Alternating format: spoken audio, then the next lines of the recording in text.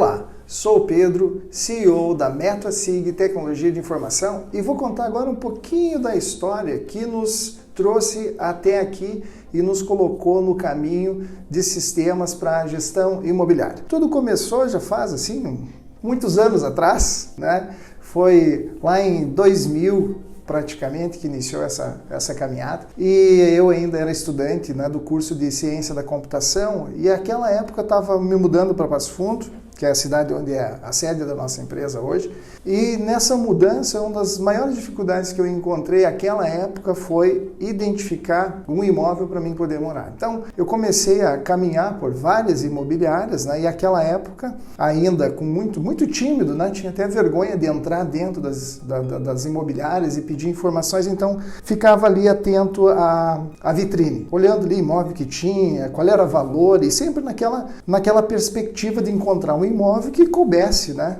dentro do preço e condições de pagar. Então, passava várias vezes, né, na frente de uma imobiliária, de outra, e assim, era itinerante esse processo. Então, chegou um ponto, até ficou estressante, porque precisava passar quase que todo dia, né, para poder ir se atualizando.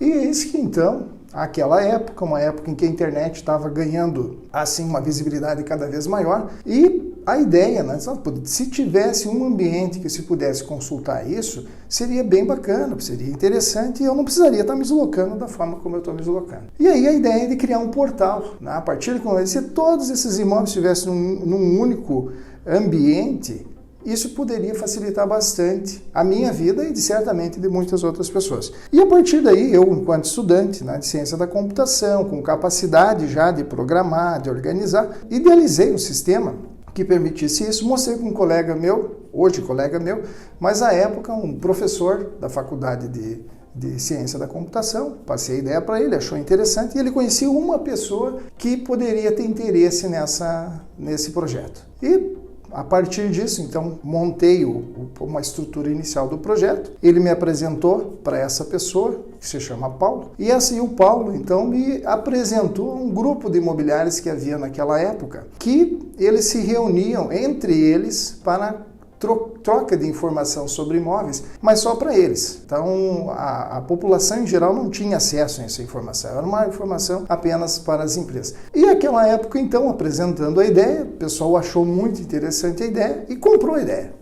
Comprou a ideia. A partir dali, então, eu trabalhei nessa interface, que seria a interface pública para o público, né, para as pessoas em geral poder ter acesso, e ao mesmo tempo aos empresários da área imobiliária, que eles pudessem trocar essas informações para fazer a gestão. E assim, então, surgiu, né, um portal, a solução, aí voltada para o segmento imobiliário, com a missão de auxiliar os empreendedores do segmento imobiliário.